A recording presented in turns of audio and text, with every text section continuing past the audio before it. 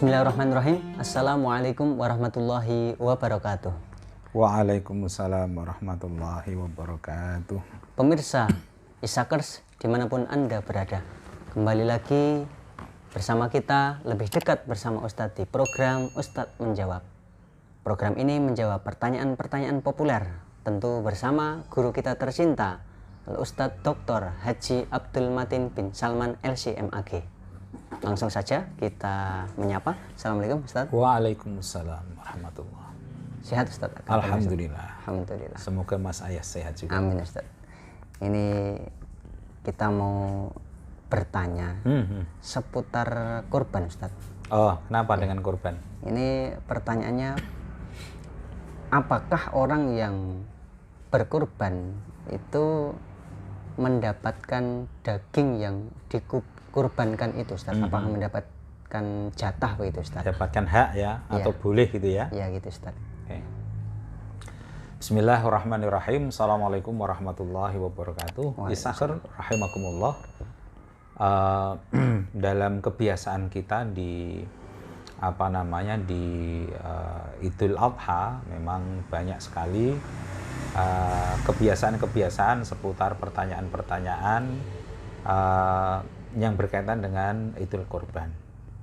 Nah, sebenarnya di dalam Islam Rasulullah sudah menyampaikan dengan tegas bahwa hewan kurban itu bisa dibagi menjadi 3 bagian. 1 sulus itu untuk mudhahi, orang yang berkurban. Lalu kemudian sulus untuk al-duyuf, untuk tamu yang datang. Kemudian yang sulusnya itu lil fuqara wal masakin, untuk dibagikan kepada fuqara dan masakin. Sehingga yang berkurban boleh dan berhak mendapatkan bagian dari hewan kurbanannya. Perkara kemudian apakah sepertiga apa enggak, itu bagian maksimalnya saja. Tetapi sesungguhnya kalau dia mengambil bagian lebih sedikit, afdol. Karena dia berkorban kebanyakan dari hewan kurbanannya untuk orang lain, bukan untuk dirinya sendiri. Kalau dia tidak mengambil, jauh lebih afdol lagi.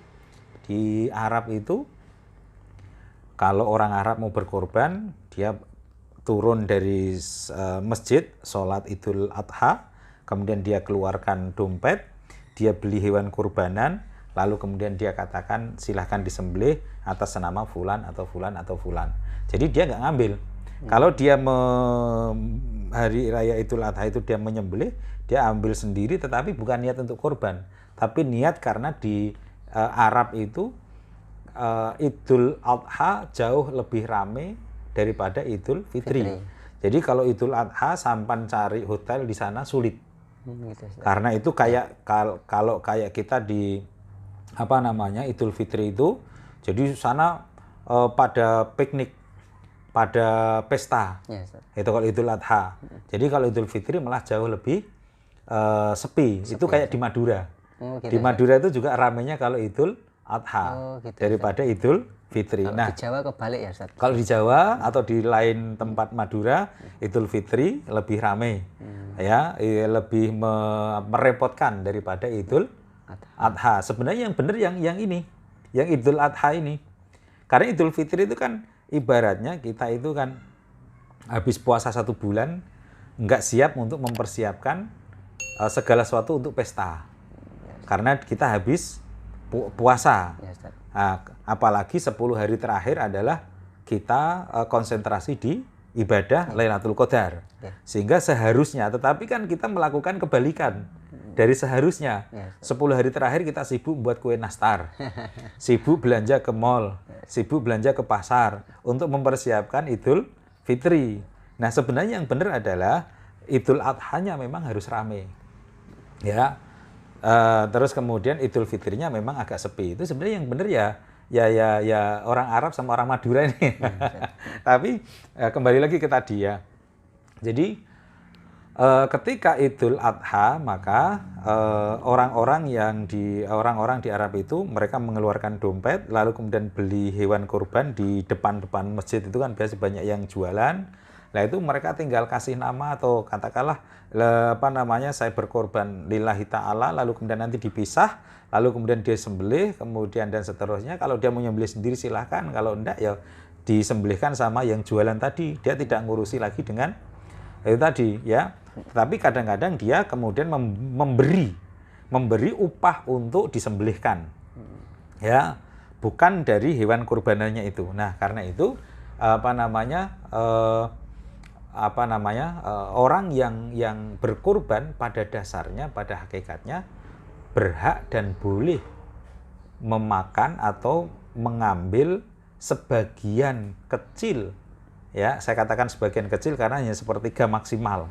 Nah, tetapi ya jangan kemudian begitu disembelih kemudian gini dibagi 3 betul, jangan ya. Kira-kira lah kita mengambil secukupnya. Jika tidak mengambil itu juga afdol karena dia berkorban, si mudhohi, si orang yang berkorban ini berkorban memang betul-betul lillahi ta'ala. Lalu kemudian kalau dia ingin mengkonsumsi dengan keluarganya, dia beli tapi niatnya bukan kurban. Niatnya memang untuk pesta di hari Idul Adha, kemudian disambung dengan ayam tasyrik. Sehingga selama 4 hari Idul Adha, kemudian ayam tasyrik 11, 12, 13, itu mereka di rumah itu ya makanannya ya itu. Nah, tetapi itu bukan kurbanan. Tapi yang kurbanan nanti yang beda lagi. Itu. Gitu Mas Ayas. Jadi di Mekah itu walaupun juga melaksanakan ibadah haji juga masih ada kurbannya juga ya? Oh, kalau di Mekah kan kita itu proses ibadah haji. Jadi malah tidak di situ. Hanya di wilayah Arab di lainnya, Arab, gitu. di negara-negara Arab lainnya. Kalau di Mekah memang kita khusus untuk ibadah haji.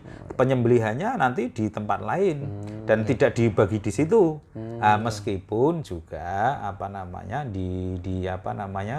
di perkampungannya ya, bukan di tempat-tempat Masyaril Haram yang digunakan untuk ibadah haji ya. Itu berlaku juga tradisi itu.